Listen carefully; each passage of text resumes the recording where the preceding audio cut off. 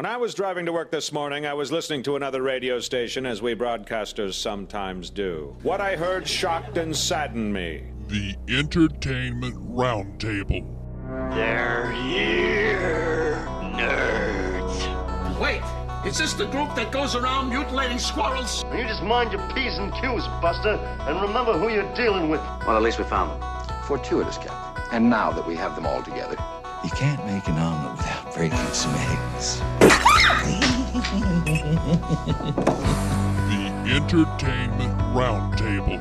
They make one person go, blah, blah, blah, blah, blah, and the other person go, what are you talking about? And then one person goes, blah, blah, blah, blah. Yeah, it's interesting. One of the bits that's in there, and by the way, congratulations and great job on that, David. We've been running that intro for a little while now. And the Star Trek part right there where it says that it's fortuitous that we have them all together, we don't. There's three of us. We're like in half. We're fortuitous. It's fortuitous that we three are together. There you go. Because otherwise we wouldn't have a show. The three of us that are together, I'm Steve West. You've got Jeff on the other side of the glass. How are you this morning? I'm great. I'm Bones. All right. I'm expecting anything related to I'm not this, I'm a doctor. Some point in time in the show. I'll leave that up to you. I'm just going to be gruff. Oh, okay. Well, play that too. Either way you want to do it. And tell me what to do, Jim? Yeah, really. On the phone is David. David in Montgomery. How are you? Hello, David. 3. Hey, there we go. Let me put them on. Got to actually put you on the air. Hi, how are you, David? Let's try that again. I said, you were complaining about, you only have 3 of us, but you have the best 3. That's true. Josh is still working with the Irwin brothers as they prepare to start filming on their next project. Whatever. Yeah, really. Jacob says that he's got like training to do or something like that with his other job, like his other job matters over this. And then Ryan gets a hold of me yesterday. He got called out of town all of a sudden, so he's in places I have no even clue where he is. What he didn't tell you was that it was a secret Michael Bay convention. Are Pennsylvania police still coming in the woods for him? I believe they are. You might be right. They've gone down into Maryland looking for him. Cosplaying in hot pants. Oh, hello. All right, let's see here. Jacob and I did last night have the opportunity to go check out a film. We watched The Equalizer. Has anybody seen anything since last weekend other than that? I watched Black Sabbath last night. The text you sent me was the first I'd heard of it. Well, all right then. Okay, here we go into the top 10 then. If I Stay in at number 10, you got The Drop at number 9, $2 million, 7.7. This is a film, unfortunately, still not out in wide release. If they put it out in wide release, I bet you they'd make more money. It's possible. Because I know 2 people who'd like to go see it, and that's you and me. Yes, sir. Jeff. Teenage Mutant Ninja Turtles still hanging in there. At number 8, made another $2.6 million, 185. So it looks to be running out of gas here. Let's Be Cops at number 7.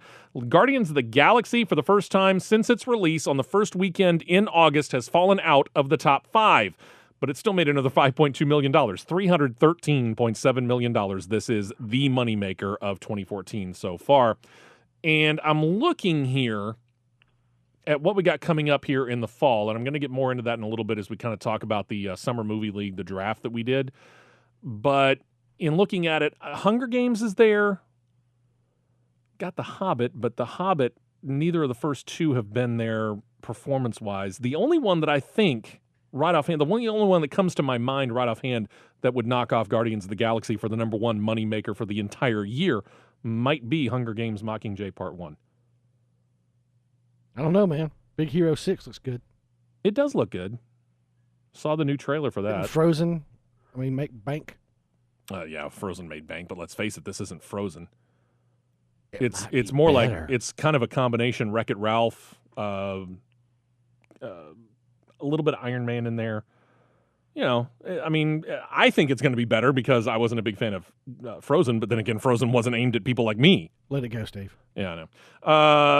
But again, you may be onto something there, but I'm just not so certain that that's going to be the one that's going to do it. I would think that if anyone's going to get the number 1 spot money-wise over Guardians of the Galaxy, Hunger Games looks to be it. Yeah. Up to the top 5 somehow. Dolphin Tale still making money. 8.8 million, 26.9. No Good Deed, 9.7, 39.7. This is Where I Leave You. This is the Jane Fonda one with Tina Fey and Jason Bateman and all them. Yes. Yeah. 11.5 million on its debut weekend. In at number 2, the Liam Neeson film Walk Among the Tombstones, $12.7 million in its opening weekend. Not bad. I think it has something to do with the fact that it's a very deliberate film. It's a good film. The plot's good, but it's not one of the faster moving ones. Again, I think for the most of the people that don't like it, they were expecting Taken, and this is not Taken.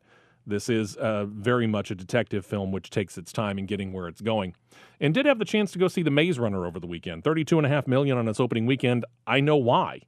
I watched it. All these movies that keep saying, hey, we're the next young adult film, we're the next Hunger Games, The Maze Runner's come the closest to it. It's got a great plot, very much, and you're a book reader much more than I am. I think I started reading Lord of the Flies, but never really got through it. Lord of the Flies is where you got the kids that are kind of trying to make their own... I have the conch. Yeah, they all have their own community and, one's trying to rule and all that. Yeah. Okay, I've got it right. Maze Runner has a little bit of that going on it, and it is rife right at the end. I mean, the way that they cut it off, that there's a sequel coming, and I didn't realize it because I'm out of the book scene for the most part. This is a series of books. Do we know how many? 3, I do believe. Okay. Hey, what a shock. So, yeah, they left it perfectly open for it. We'll get into sequel details coming up in just a little bit. But in thinking about it, this was very, very well done film. The actors are actually quite good. I'm going to go with an 8.5 out of 10. I really enjoyed the film as opposed to looking at Divergent, which was a very disappointing film. The Giver, which I wanted to like more than I did, but unfortunately didn't come out that way. This one actually kind of holds up. Is it Hunger Games? No. Is it a fairly decent kind of alternative? Yeah, I could go with that. If it was 3 books, you can imagine it'll be 5 films. Yeah, exactly. Well, 4 at least, because chances are, if they go this way, they'll do exactly what the Hunger Games is doing. Book 1, book 2, and then book 3 split into 2. So there you go. Unless we get Peter Jackson doing the 3rd one, then he'll split the last book into 3, which I don't know where he'll pull all that stuff from, but that's not the point. 2 films coming out in wide release this weekend. The stop-motion claymation film, The Box Trolls, got the voices of Ben Kingsley, Nick Frost, and others, a young orphan boy raised by underground cave-dwelling trash collectors who attempt to save those who raised him from exterminators. Anybody heard anything about this film? Do we know anything about this? I haven't heard good or bad, to be real honest with you. I haven't heard much about it. I know it's by Leica, who did both Coraline and Paranorman, which Paranorman was pretty good. I like both of those a lot. I haven't seen Coraline. Aesthetically, it looks pretty interesting, but I don't know anything about the story, really. Yeah, the plot line is one of the... I've seen the previews to it, and as I'm sure you have as well, and the previews kind of leave me going, might be cute, but it's not one of those films that I feel like I got to jump out and go see, and I usually like animation or claymation films, but this one doesn't have me just jumping to want to go see it. Yeah, me either. And then we get to The Equalizer. Denzel Washington, Chloe Grace Moretz, film about a man who thinks that his past has been put behind him, but he cannot help himself when he meets a young girl who's controlled by Russian gangsters. This is kind of a loose reimagining of the old TV show of the 1980s, set in my birthplace, Boston, Massachusetts. A lot of great scenery there. So we go and we watch this film, and Jacob comes out of it, and he immediately tells me 6.5 out of 10. It's a good movie. It's not great. Good story, good action, but it lacks on details, and it's slow to unfold. He goes on to say only so-so performances from the actors. Worth the money if you're interested, but not something to run out and see, and I would agree. I think it was a little bit better than what Jacob says, but he's correct. This is a rather slow-moving film. It takes quite a while to unfold. By the time you understand exactly where everything is going, you're about 30 minutes into the film before you get any real kind of action. It takes a very, very long time to set up. And he's right in the fact that it lacks a few plot details. We have no idea where this character has gotten any of the skills that he possesses. And he possesses quite a few skills, but you have no idea. You're given a little bit of a hint when he goes and visits a couple of people. Nice cameo, by the way, from Bill Pullman. You're given a slight idea of what he might have done, but you're very, very much lacking on details, and some of the actors were quite wooden. But to me, the biggest bonus, and Denzel Washington does this pretty well when he plays the hero, he plays a hero that has flaws. In other words, he's not unscathed when he comes out of it. He can, be punched and hit and have injuries and get shot and all that.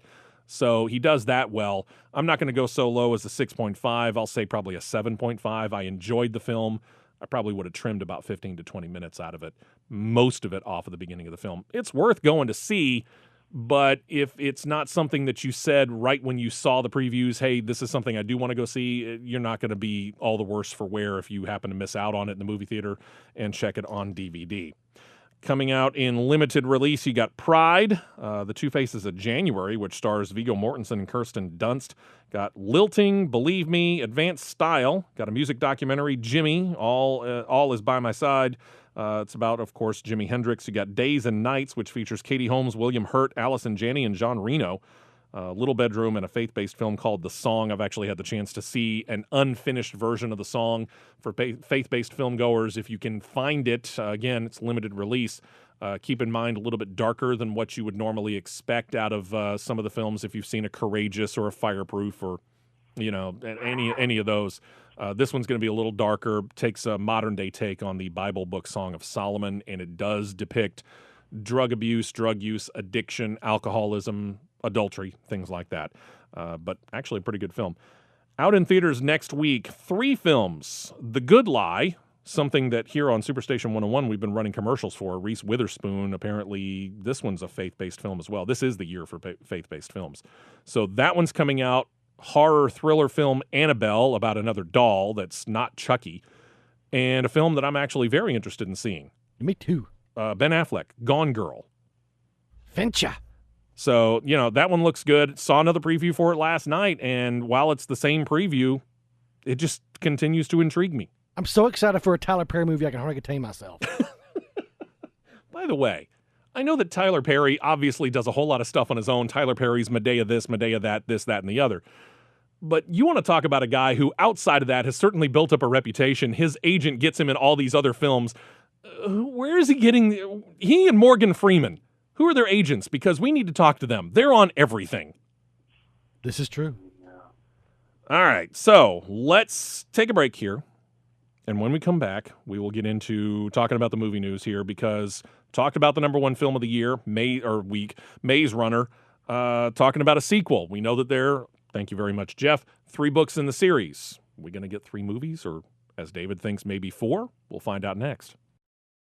Hope you got your popcorn, because we're back to the Entertainment Roundtable on Superstation 101.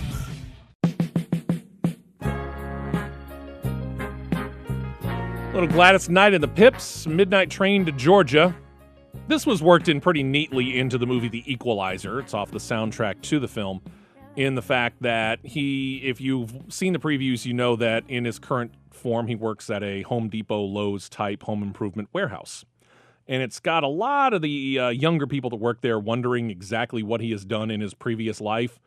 And he intimated that he was one of the Pips and got the kids to looking up a YouTube video on their smartphone of that particular song, Midnight Train to Georgia. And he claims that he is the one on the right. And when you look at the video as it is in there, you could actually see where he could be confused with the Pip on the right. It's actually pretty funny. I liked it. All right, let's go to the Maze Runner. Hit number 1 this week. And Jeff, the studio seems to at least think that a second one is warranted. Why, yes, Steve, they sure do. All right, so 3 books. Have they said anything about the third, or are they just going to go one at a time here? They just said, right now they've announced the sequel to arrive next September the 20th. Oh, they're going to do the yearly thing then. Apparently. It's called The Maze Runner Scorch Trials. On September 18th, 2015. Wait a second. What? 20 what? 2015. September 18th, 2015. Okay, got it. Oh, I'm sorry. It says September 20th Century Fox announced. That's what I said. I got it. That comma, I skipped right over it. Oops. But there are potentials Punctuation matters. for more because the author James Dashner wrote a sequel, The Death Cure, which could be adapted. Man, get it together, Optioned, Jeff. adapted, whatever. I'm sure it's already optioned. I'm sure, yeah. So, well, and if this one does as well as they expected, $32 million is certainly nothing to sneeze at for a September release. So this could make $100 million, maybe. And, heck, they're going to do Divergent, the second one in the Divergent series, and that one made right around $100 million. I don't know why you wouldn't do this one. So, yeah. Okay, go for it. Good friend Daniel checked in, let us know about the Dax Shepard plans for the big screen take on the 70s cop show Chips. Still can't believe he's doing this. Shepard stated he's going to make the movie version It's going to feature a little less of the comedy undertones that we had in the TV series. He's looking for more drama and more action. He said it's not a spoof version at all. It is not the comedy first version. He told Entertainment Weekly. He said, quote, it's the action first version. I'm super, super into motorcycles. It's something I take absurdly seriously, so my commitment to it is being a very kick-butt motorcycle movie. That's number one. Shepard is going to be taking on the role that was originally played by Larry Wilcox. In other words, John.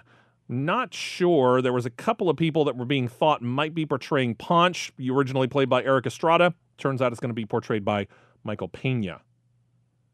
I'm trying to picture Michael Pena all of a sudden, and for some reason I can't. What am I thinking of him being in? Chips? Oh.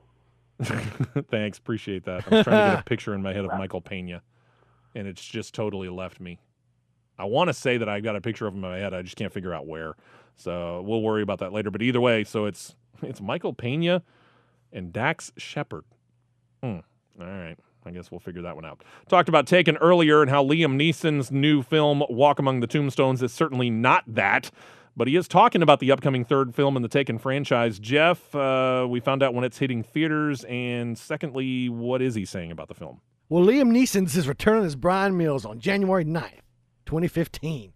In Taken 3, which will apparently be titled Taken, with the E being a 3. Get it? Oh. It's like a backwards E, but it's a number 3 because it's the third in the series. Aren't we just clever? Now, he talked to USA Today about the direction of the new film and how it'll be different. Namely, that no one actually gets takens.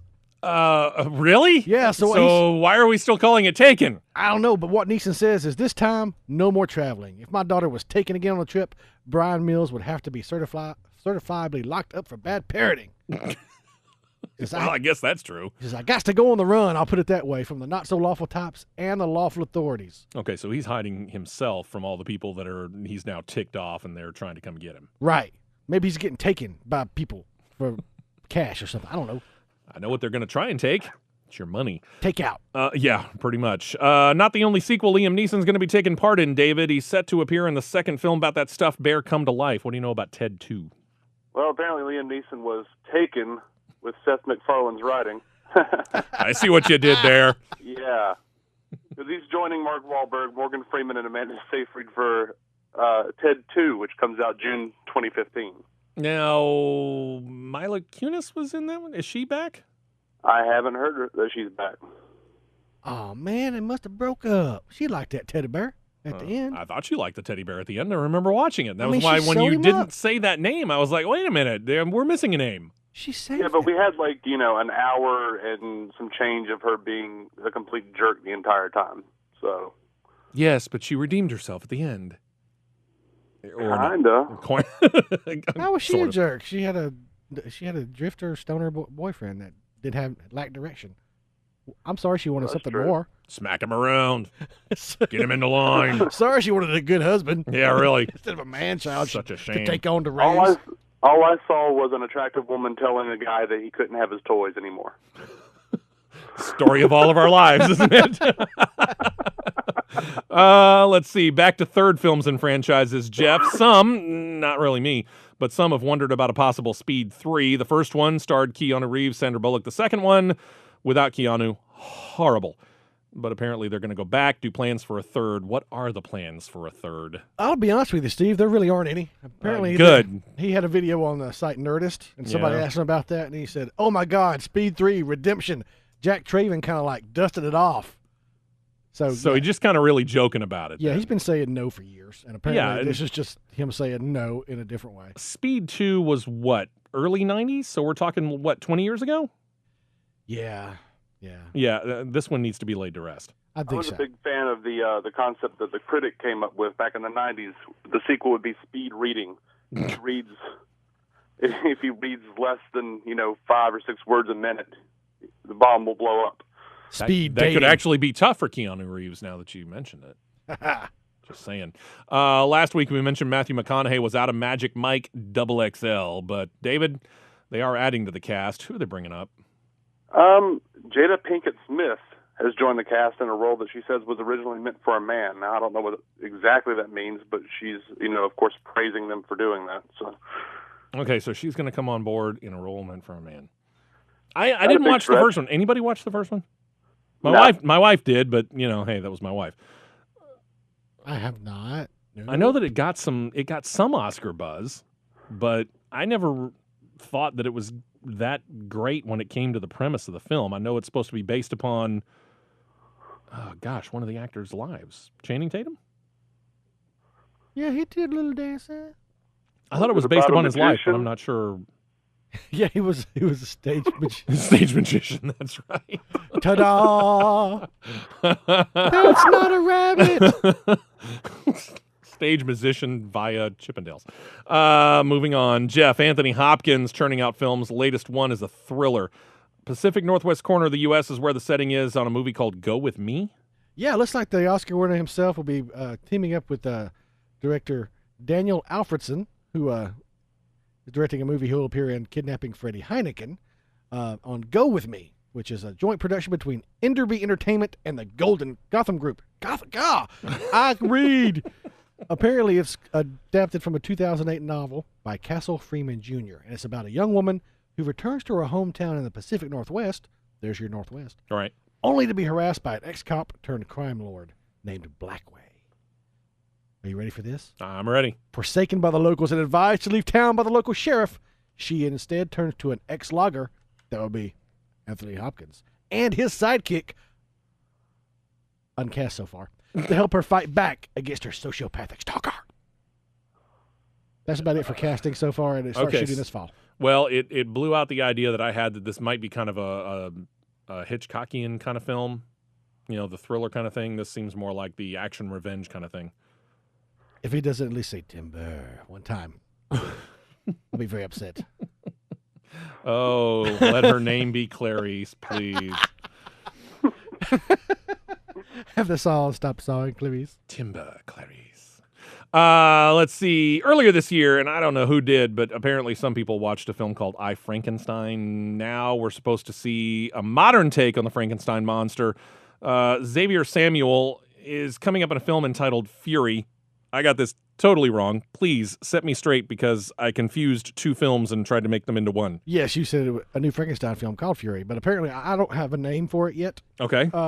Fury is the tank movie with Brad Pitt, Xavier, and a couple of other guys, including Shia LaBeouf. Yeah, coming out the tank film from World War II. So I don't know how I got that confused because I actually want to see Fury. This one, Frankenstein's monster. Again, I'm not sure. Sell me on it. You got it. Well, I'll just tell you about it. Hold on to your hat, y'all. Okay, try to sell me on it. Guess what? They're going to make it a contemporary version of the Frankenstein story. Okay. Yeah, in this version. Didn't I see that in Young Frankenstein? The monster will be revamped as Adam, created by a husband and wife team of eccentric scientists, the Frankensteins, only to be met with nothing but aggression and violence from the world around him. Well, of course. Well, apparently Victor and Elizabeth Frankenstein will be played by Danny Houston and Carrie Ann Moss. And Tony Todd's going to be in it as well, Candyman.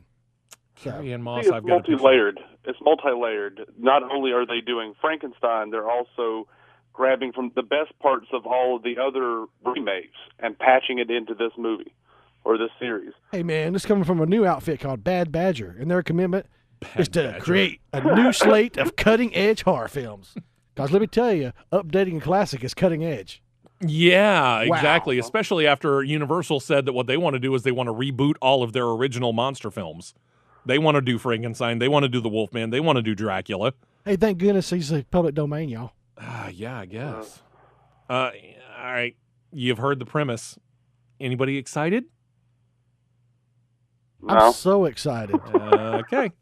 Shocking. Figured that was about where we were going to end up. Anyway, David, animated kids series and a line of toys being made into a feature film. Seen it before. Not necessarily the most successful thing, but it's been tried, and it will be tried again in something called Ever After High. Yeah, the Ever After High is a web series and a fashion doll franchise released by Mattel. It's a companion line to the popular Monster High dolls. I don't know who's digging this because I don't know about it, but it's a line of characters based upon there's children of old fairy tale characters. Like you have Snow White's kid, Rapunzel's kid, Goldilocks kids. Even Pinocchio somehow managed to procreate. We're not going there. And yeah, and apparently they are making a movie.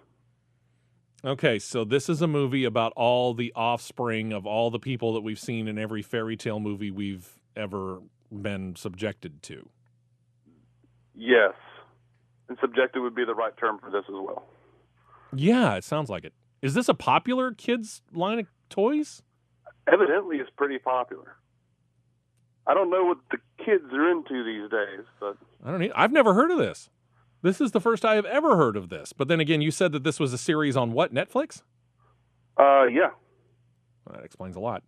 Jeff, let's get to some real films. Sci-Fi World, talk again about the pending Star Trek 3 and a commitment that is going to lead to a non-commit about a movie that Ryan can't seem to wait for. Power Rangers. What are we talking? Okay, so you got one guy that was supposed to be involved in Power Rangers, but he's too committed to Star Trek 3? Yeah, Roberto Orci himself. He's dropping out of that Power Rangers reboot, which can only be good for Power Rangers. You're probably right. And only be bad for Star Trek. There you go. Yeah, he's gonna step down and concentrate on Star Trek 3.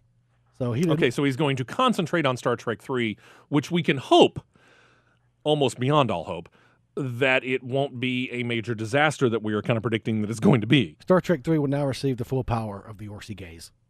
Well, now I do maintain that he is the good one of the group. Yeah, because it's Lindelof? No, the other name. Yeah, Lindelof was involved in the last one. Kurtzman, thank you. Alex Abrams, Kurtzman. They're all sort of non-fans. So. Well, yeah, obviously Abrams decided to leave Star Trek when the chance to come to Star Wars comes along, and it doesn't bother me necessarily that Abrams won't be directly over this, because while I liked the second movie that we just had a couple of years ago, which featured Benedict Cumberbatch, very, very good portrayal of Khan, the lens flare was just stupidly over the top, and hopefully Orci has not learned from that. Well, I mean, if he has to put the lens flare in there, I guess I can deal with it. I'm just hoping he throws in a little heart and a little story. Yeah, that's what I'm hoping for as well. We don't even know what a plot line is on this, but Jeff, speaking of which, there's more word, maybe William Shatner cameo. He got really, really ticked off over the fact that he wasn't in the first one. Didn't hear much about the second one, Into Darkness, but now apparently there's word again that there's a thought we might try and work a way where we can get William Shatner in this. Yeah, it's being reported that Roberto Orci's current script, which is the first draft they just completed, includes a scene that reteams Shatner and Nimoy on screen as Kirk and Spock, which will be the first time they've appeared together since 1991 Star Trek VI, The Undiscovered Country. So it's a big deal for Trekkies. I'm actually on board with this. It'll be the big anniversary. It'll be like the 50th anniversary. They should have them pop in. I don't mind them having them pop in, but I remember Nimoy's turn in Into Darkness, and it wasn't necessary. Oh no, it sure wasn't.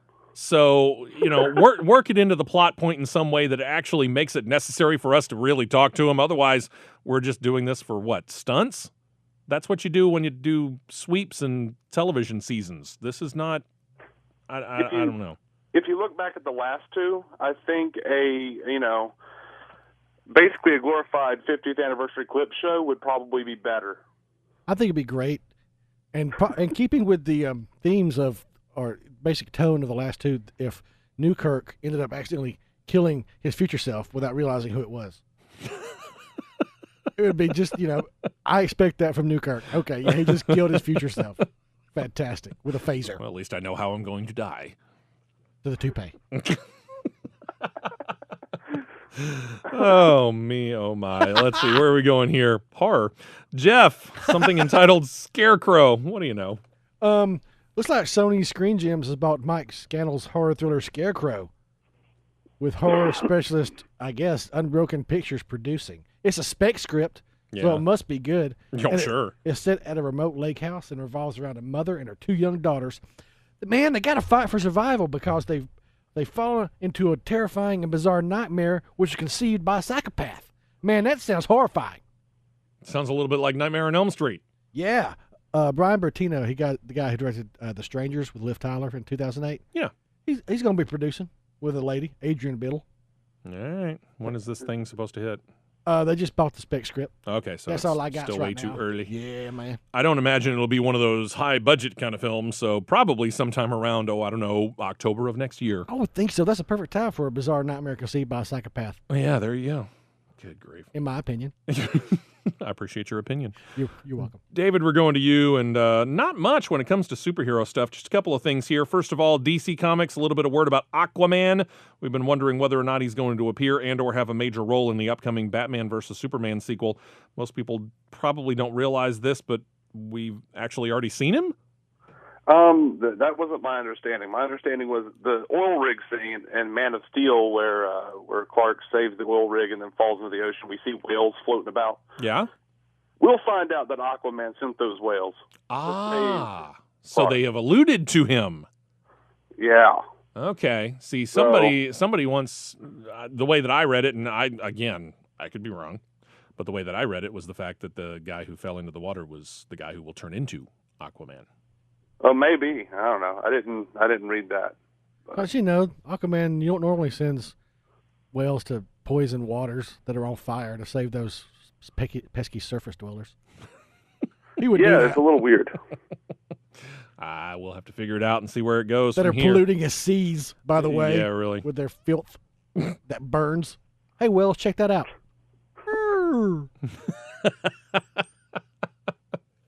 Yeah, thank you. Let's see, one more note here, and then we're probably going to have to take a break, so we'll continue movie news on the other side here. But, David, we talked about X-Men Apocalypse last week. We know that there was a director attached, and apparently it is kind of returning to the same old song and dance. Yeah, Bryan Singer is returning. He's bringing his lawyers with him this time. He's bringing his lawyers with him. I'm going to make sure I get this one. Okay, No touching! Apocalypse is. Have we had a date on this? Somewhere down the line, did we hear that there was a planned release date on this? Is it 2016? I thought it was 2016. Yeah. Okay. Some days of the future. Past.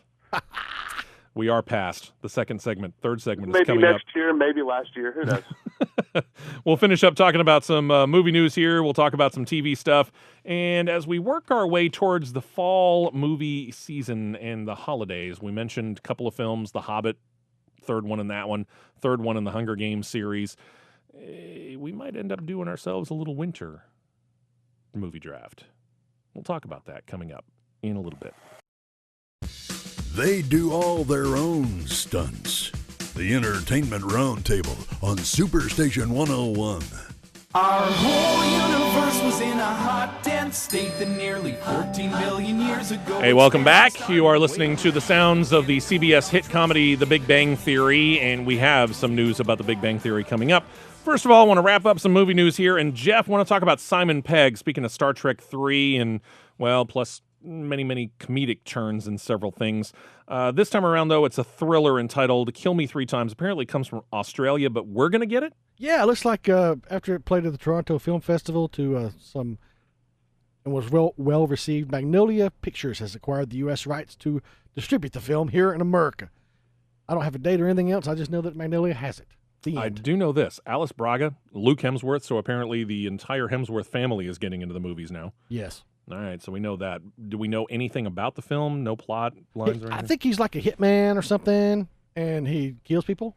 It's interesting to see Simon Pegg because I see him so well when he teams up with Nick Frost in a couple of those films, but he does a decent job with the accent, obviously playing Scotty in the new Star Trek. It'll be interesting to see him in this kind of real serious, kind of menacing turn and see if he can pull it off. He's got a nice mustache.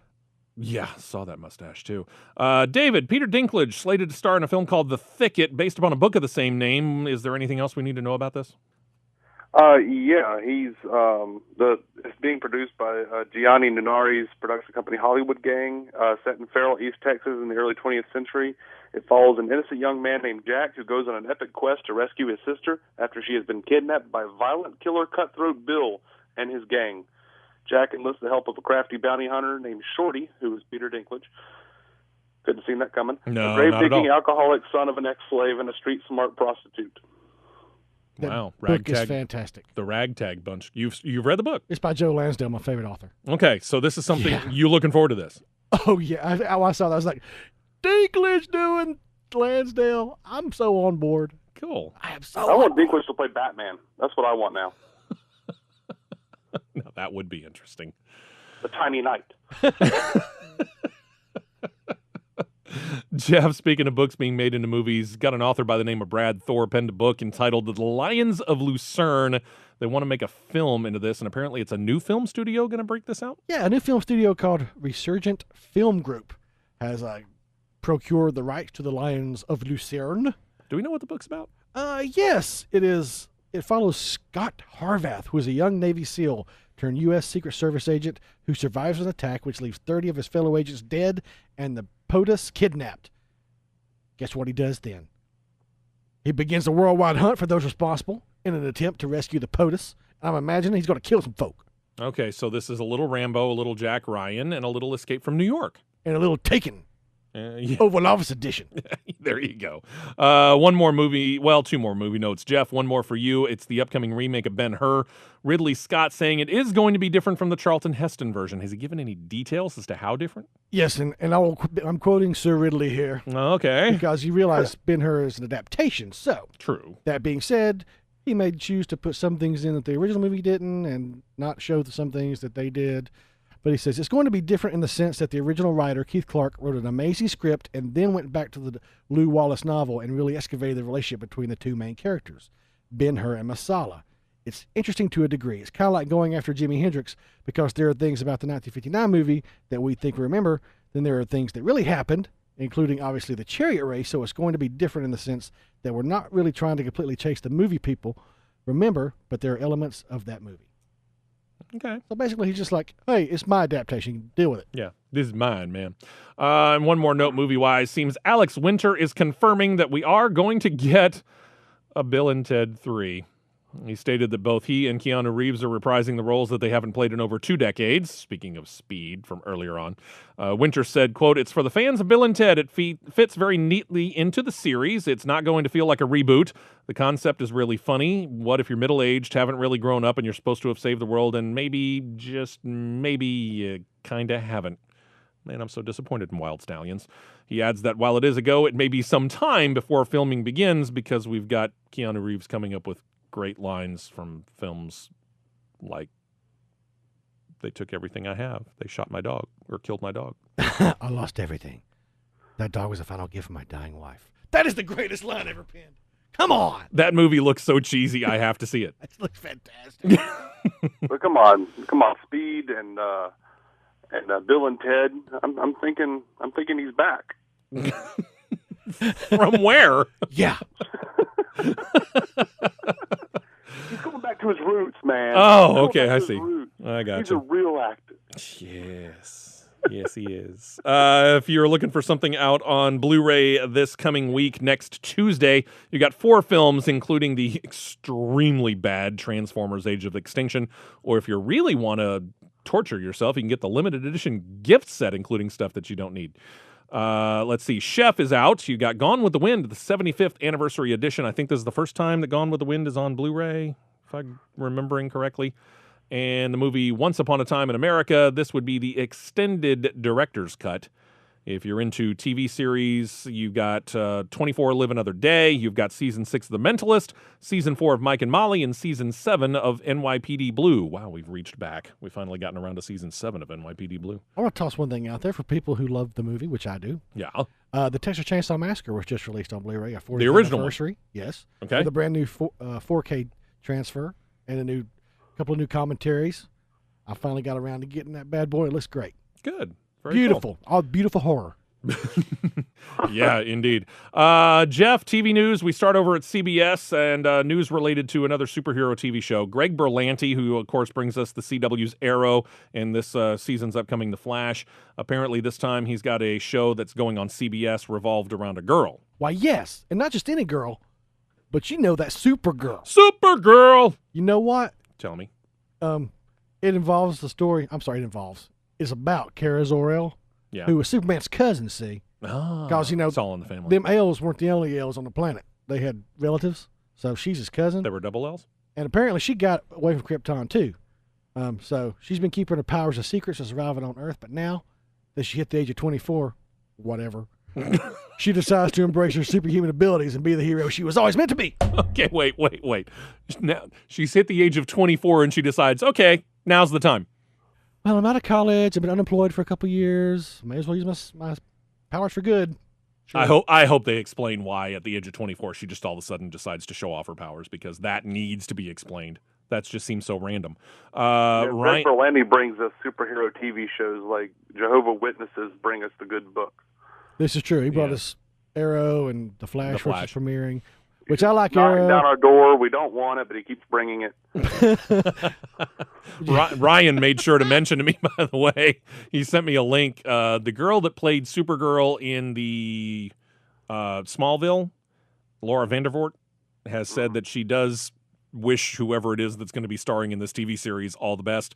She has no plans. She's too busy being a werewolf. Yeah, and I am a little curious as to the girl who originally played. Well, I say originally, one of the ones that I remember playing Supergirl fairly decently back in the 80s, Helen Slater. I wonder Billie if she Jean, might have a part in it in some way, shape, or form. You know, hey, we brought back a couple of the people from the first Flash show. Why not? Yeah, she could be like Super Aunt Helen or something. There you go. I like your thinking. David, CBS giving out news about their really long in the tooth reality show. What do they got planned for Big Brother? It's about to be a little longer in the tooth. It's been renewed for season 17 and 18. Wow. Appointment TV for missing for me, anyway. I don't know. Speaking of CBS, this is kind of weird. Changing out their scheduling, and it's all because of the show that debuted Monday, Scorpion, which I actually checked it out. Wasn't a bad show. Wasn't great. Wasn't bad.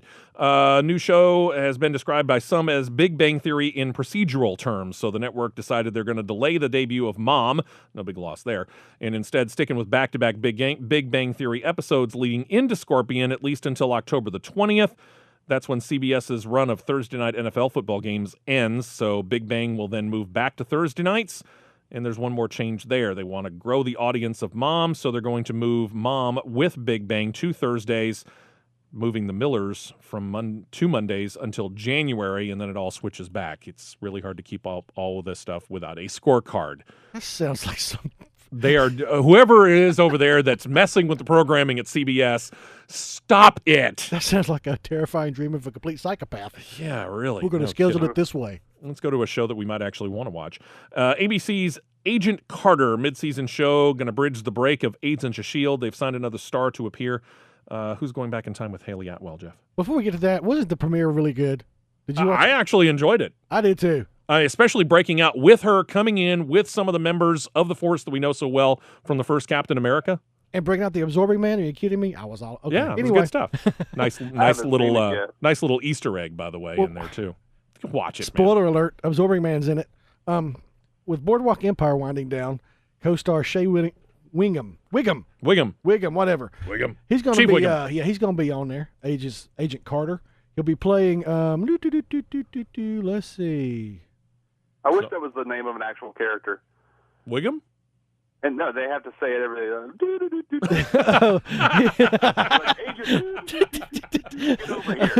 My name is the sound of one hand clapping. He's going to play the tough but fair-minded, strategic, scientific reserve chief Roger Dooley, living in the holler. He's the man who oversees Agents Carter, Thompson, and Sousa. In addition to his regular role as Nucky, his younger brother, he'll be doing that. Never mind, he was also on True Detective. So okay. Well, this one's rife for the cameos that we got a couple of, at least in the first season of Agents of S.H.I.E.L.D. I'd like to see if we might be able to convince Tommy Lee Jones to come in and at least appear for a scene. Well, what's his name back is Dum Dum Dugan. How come he's not listed here? Yeah, I wonder. We got a lot of people that we got to figure out whether they're actually going to appear in this or not. It just irritates me to no end. Yeah, well, we'll find out. We got what? Probably January? Something like that. I think it's when it's supposed to come out. Jeff, you like the FX show Justified, don't you? I do. Working on their next season. Reportedly have had a couple of people to the cast. Who are you going to be checking out, sir? Well, let me tell you, Steve. Please do. Sam Elliott, probably best known for his role as the stranger or the narrator in The Cowboy Hat in The Big Lebowski. All right. Is joining. And also Garrett Dillahunt, best known for his turn as the dopey deputy from No Country for Old Men. Oh, okay. Thank you for placing that. That's quite a mess here, ain't we, Guy Sheriff? Yeah, looking forward to it. Can't wait. Kid me, I love both those guys. Very good. Yeah. David, USA, they've had some success with original dramas. Now they're going to try their hand at comedy. They've got a show entitled Benched. What do we know about this show? Anything good? Well, it's set to premiere October 28th. It's a half-hour comedy show. Stars Eliza Coupe, an alum of ABC's Happy Endings, as a high-powered corporate lawyer who falls from grace and is forced to work as a public defender. Kind of looks awful. Yeah. Premise doesn't seem all that promising. I like the title. It's like a double entendre. Bench, Because, you yeah. know, it's law, so the bench, and also she's been put on it, sort of, metaphorically, benched. That's Is that enough to make you want to watch this? That's some deep wit. I don't know if I'll be able to follow it. Gotcha. Jeff will stay on cable. Sci-fi specifically got a show entitled Dominion. They planning on keeping this around past season 1? Looks like they are. Yeah, it's been they've renewed it for a second season with a 30-episode order, and looks like Defiance also coming back there. So okay, another show that they were sort of on the fence with that has a small but loyal following. I liked Defiance in its first season, and I started watching the second season and just kind of fell away from it. It's one of those films that I was just kind of, okay. One of those shows that just kind of went away from me. I don't know. Maybe I'll try and get back into it. Sorry, as on a side note, Sci-Fi also, they have greenlit a pilot for The Magicians, which is based on a trilogy of books by Lev Grossman. Oh, okay. Which I think is fantastic. Now, they're going to try and do a series, or are they going to be It's like going to be a series. like a mini epic, It's a series. Okay. Yeah, it's going to be a series, and I love the books. I'm kind of worried it's sci-fi, so we'll see how they might. Well, and the reason I asked that is because of this, because at one point in time we did some book reviews on the show, kind of short-lived. I just don't read that much, sorry. But I did do a review of the Stephen King book 11/22/63. Man discovers a pathway in Maine back to the early 1960s, thinks that he might be able to use that pathway to save John F. Kennedy, and how that has ramifications well into the future. They are going to develop that into a 9-hour event series, which is why I was asking if those books would be an event series as opposed to a regular series. Apparently, this one has been signed to appear on Hulu. It's going to come from J.J. Abrams' Bad Robot Productions, Warner Brothers Television. They have not set up a release date yet. I've read the book. I enjoyed the book. I'll probably end up checking this out at some point in time. Me too. I like the book. Bad Robot have to put their robot-y fingers into everything I like. Because that's the way he is. Let me see here. I couldn't resist saying this, so we'll mention this real quick because it sounds kind of fun. Apparently, I just grew up way too late. Our friend Jacob noted that a place very near where Ryan lives, assuming he hasn't been caught by the cops for the Pennsylvania thing, is developing a course based upon movies, which, again, not all that unusual, as we've seen similar things before. In this case, University of Baltimore in Maryland has announced they're basing a course on the movies within the Marvel Universe. Any interest in taking an online course? It probably just annoy me more than anything. Probably so, because you're like, you don't know a dang thing about this, Professor. I could be a professor in that. That's the other thing that I got to thinking about. Is like, if you're a fan of the films and you know the background of, you're into the comic books and then went into the films, you probably are going to get frustrated over whoever it is that's teaching it, because you probably know as much as they do. Well, not to mention the fact, back, a decade or so ago, it was like feminism in Buffy the Vampire Slayer, which I can understand. But the Marvel movies aren't really that deep. There's not a lot of deep themes going on there. Yeah, pretty much. To be honest Superhero, go fight bad guys. Exactly. It's kind of like near the end of the Adventures when Captain America looked at Hulk and went, "Hulk, smash." I know. It's not like, I'm not complaining. It's just they're not terribly deep. No, they're not. They're good. They're just not deep. All right, so let's talk about this. We're going to give this a couple of more weeks and probably wrap it up even before all the films are technically out of theaters. But when we look at our summer movie draft here, Jeff, you kind of walked away with this thing. $861.8 million for your 5 films, which, by the way, all 5 of them technically are still out in movie theaters. Transformers: Age of Extinction was your big moneymaker, $245 million, but you had 22 Jump Street, $191 million, How to Train Your Dragon, $275 million, then $125, give or take, for both Lucy and The Fault in Our Stars. Jacob made a run at you, but his big failing here probably would go Think Like a Man 2 was going to make more money than it did. Guardians of the Galaxy, $314 million, put him in there. Maleficent actually did well, $240 million. Then it was Edge of Tomorrow, underperforming film, $100 million. Think Like a Man 2, $65 million. Tammy at $84 million. So he wrapped up with $804.7 million. So he's within shouting distance of you, but unfortunately, unless Guardians of the Galaxy picks up a whole heck of a lot of momentum, chances are he's probably not going to be much further along here. So as we get ready to wrap things up on this one, looking ahead, thinking maybe might do a winter one, maybe not have 5 films each, maybe knock it down to 3 films each. Interested? Sure, I can whip y'all again. David, you up for it? I am as interested as I was about the summer movie league. We will not get into that too deeply. David, by the way, happy birthday to you, my friend. Thank you. Very good. Happy birthday, my surly buddy. Yeah, that's why he's down in Montgomery and on the phone and not in studio. We can find you online. Where can we find you, David? You can find me on YouTube or maladjusted.tv. Very good. Have fun. We hope to have you back in studio next week, my friend. Yes, sir. All right. Jeff, enjoy your weekend, my friend. You too, Steve. I hope so. If it doesn't rain too terribly on me, you never know. It might actually happen. Coming up here, if you're listening on Saturday morning, we've got Lock It In. If you're listening on Saturday evening, it's the fastest hour in radio. That's next.